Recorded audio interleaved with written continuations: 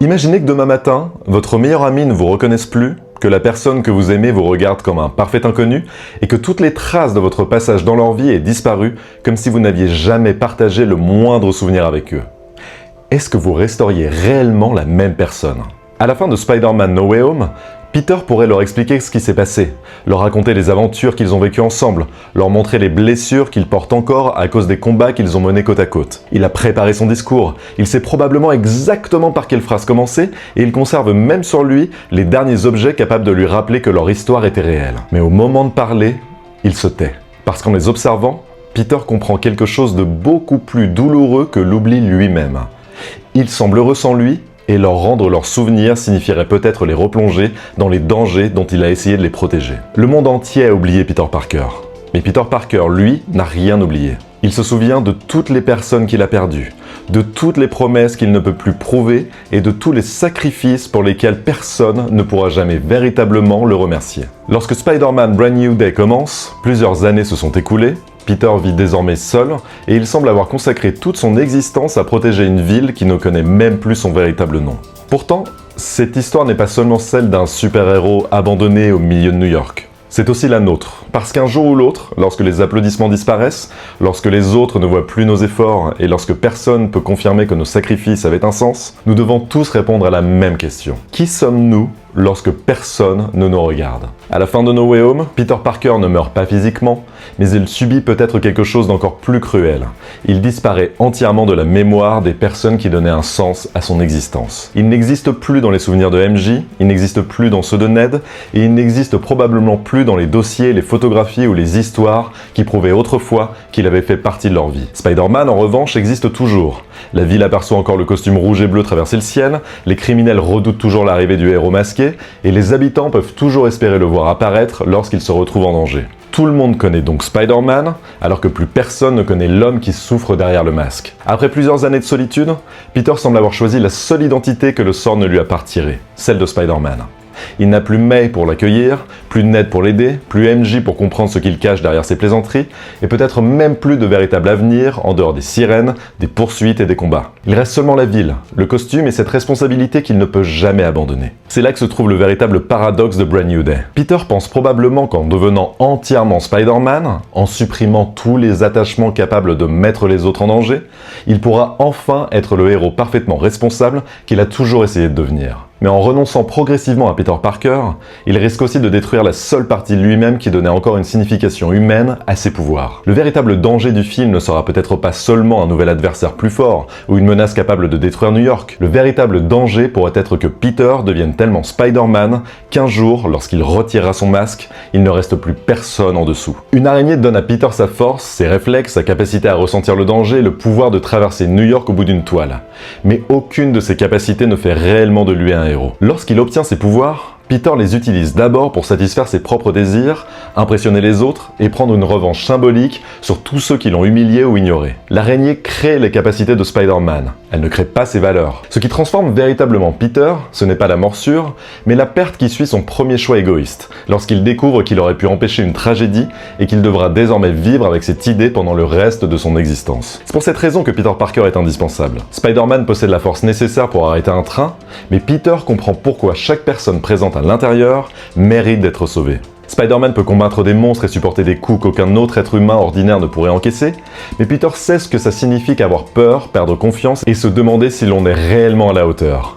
Spider-Man peut sauver New York, mais c'est Peter qui comprend que derrière les fenêtres de chaque immeuble se trouve une personne avec une famille, des rêves et une vie qui mérite d'être protégée. Lorsque Peter perd May, il ne perd donc pas simplement une personne qu'il aimait. Il perd la voix qui lui rappelait constamment pourquoi il portait ce costume, pourquoi sa souffrance ne lui donnait pas le droit d'abandonner les autres, et pourquoi posséder un pouvoir signifie également devoir choisir ce que l'on en fait. Puis, lorsqu'il perd MJ et Ned, il perd les dernières personnes capables de lui rappeler qui il était lorsqu'il ne portait pas le masque. C'est ce qui peut faire de Brand New Day le film le plus important de cette version de Spider-Man.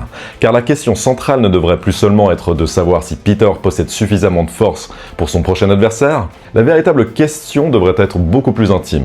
Peter Parker peut-il encore croire que sa propre existence a de la valeur alors qu'il n'existe plus dans la mémoire de personne?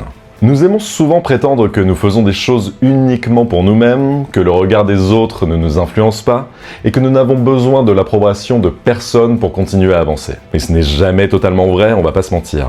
Nous avons tous besoin de témoins. Pas nécessairement d'une foule, de millions d'abonnés ou de personnes prêtes à applaudir chacune de nos réussites, mais simplement de quelqu'un capable de nous regarder et de dire « Je sais ce que tu traverses, je vois les efforts que tu fais, je sais qui tu es, même lorsque toi-même tu commences à l'oublier. » C'est exactement ce que Peter a perdu. Il peut sauver 50 personnes pendant la journée, empêcher un quartier entier d'être détruit et risquer sa vie face à un ennemi beaucoup plus puissant que lui, puis rentrer le soir dans un appartement silencieux où personne ne l'attend. Il peut accomplir quelque chose d'extraordinaire sans avoir une seule personne à appeler pour raconter ce qui s'est passé, partager sa peur ou simplement entendre une voix lui demander s'il va bien. Et c'est précisément à cet endroit que nous commençons à nous reconnaître en lui, parce que la majorité de nos propres combats demeurent également invisibles. Personne ne voit toujours les efforts nécessaires pour sortir du lit lorsque nous allons mal. Toutes les fois où nous choisissons de retenir notre colère ou les sacrifices que nous faisons silencieusement pour protéger les personnes que nous aimons.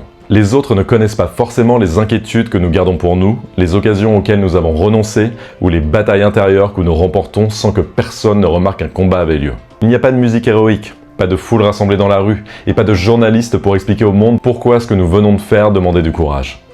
Il y a simplement une nouvelle journée qui commence, avec l'obligation de continuer comme si tout cela n'avait rien d'exceptionnel. Face à cette solitude, Peter dispose d'une solution aussi simple que dangereuse. Il peut arrêter d'être Peter Parker. Peter est celui qui souffre, celui qui a perdu May, celui qui aime encore MJ et celui qui se souvient d'une amitié que Ned ne pourra peut-être jamais lui redonner. Peter est également celui qui porte la culpabilité, les regrets et tous les souvenirs associés aux personnes qu'il n'a pas réussi à sauver. Spider-Man, en revanche, n'a jamais le temps de penser à cela. Il entend une sirène, il se jette dans le vide, affronte le danger, sauve quelqu'un et repart immédiatement vers une nouvelle urgence avant que le silence ne puisse le rattraper. En devenant Spider-Man à plein temps, Peter peut éviter de rester immobile assez longtemps pour ressentir pleinement sa propre douleur.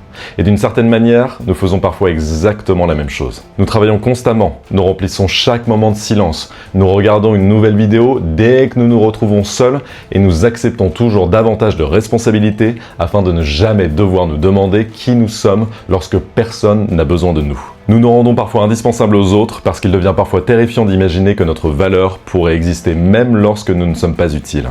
Peter sauve peut-être New York chaque nuit, mais il est possible qu'il utilise également New York pour éviter d'avoir à se sauver lui-même. Dans ce contexte, le masque acquiert une signification beaucoup plus profonde. Il ne sert plus simplement à protéger l'identité de Peter Parker, il dissimule le fait que Peter ne sait peut-être plus quelle identité il possède encore. Sous le costume, il ne retrouve plus nécessairement un jeune homme avec des rêves, des relations et une vie à construire, mais seulement un ensemble de responsabilités, de blessures et de souvenirs que personne d'autre ne partage. Il existe deux manières de réagir lorsque le monde nous enlève quelque chose d'essentiel. Nous pouvons tout d'abord décider que notre souffrance nous donne le droit de faire souffrir les autres, ou nous pouvons choisir qu'elle devienne une raison supplémentaire de les protéger. C'est souvent cette frontière qui sépare Spider-Man de ses ennemis. Les adversaires de Peter Parker ne deviennent pas nécessairement mauvais parce qu'ils ont souffert, puisque Peter a lui aussi connu la solitude, la culpabilité et la perte. Ils deviennent des monstres au moment où ils décident que leur douleur est plus importante que celle des autres et qu'elle justifie toutes les conséquences de leurs actions. Le monde m'a blessé, alors le monde doit payer. Peter pourrait parfaitement adopter la même logique. Il a perdu ses parents, son oncle, son mentor, sa tante, ses amis et la personne qu'il aime avant de découvrir que personne ne se souvenait même de son passage dans leur existence. Il aurait toutes les raisons de devenir amer, de laisser la ville se débrouiller seule et de se demander pourquoi il devrait continuer à sauver des gens qui ne connaîtront jamais le prix de ses sacrifices. Mais chaque fois qu'une personne tombe, Peter lance une toile. Et c'est peut-être cela la véritable force de Spider-Man. Pas sa capacité à soulever plusieurs tonnes, à éviter les balles ou à résister à des adversaires surhumains, mais sa capacité à continuer de souffrir sans transformer sa douleur en arme contre le reste du monde. Et au fond, c'est probablement l'un des combats les plus humains qui existent. Le titre Brand New Day, qui signifie un tout nouveau jour, ressemble naturellement à une promesse de recommencement, comme si Peter pouvait enfin laisser son passé derrière lui et construire une existence totalement différente. Mais un nouveau jour n'efface jamais complètement ce qui s'est produit la veille. Peter ne peut pas simplement oublier MJ, Ned ou May, pas plus qu'il ne peut redevenir le garçon insouciant qu'il était avant la morsure de l'araignée et avant toutes les responsabilités qui ont suivi. Chaque matin arrive avec une lumière nouvelle, mais la douleur se réveille également avec lui. Alors, à quoi peut réellement servir un nouveau jour ? Peut-être qu'un nouveau jour n'est pas une journée libérée de tout passé, mais une journée durant laquelle le passé ne décide plus entièrement de notre avenir. Peter n'a pas choisi les personnes qu'il a perdues, les souvenirs qui ont été effacés ou la solitude dans laquelle il doit désormais continuer à vivre. Mais il peut encore décider de ce qu'il fera de cette perte.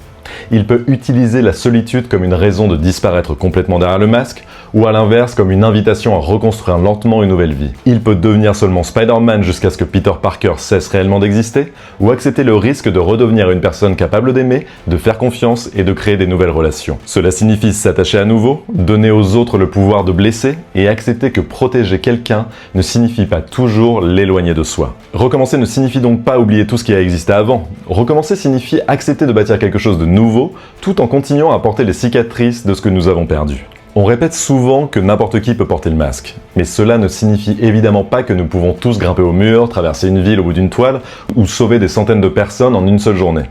Cela signifie que sous le costume, Spider-Man peut être n'importe quelle personne qui souffre et qui choisit malgré tout de ne pas devenir cruel. Il peut être une personne qui a peur mais qui agit quand même, quelqu'un qui tombe mais qui refuse de rester au sol, ou quelqu'un dont personne ne reconnaît les efforts mais qui décide néanmoins de continuer. Nous sommes Spider-Man chaque fois que nous aidons une personne sans pouvoir raconter tout ce que ce geste nous a coûté.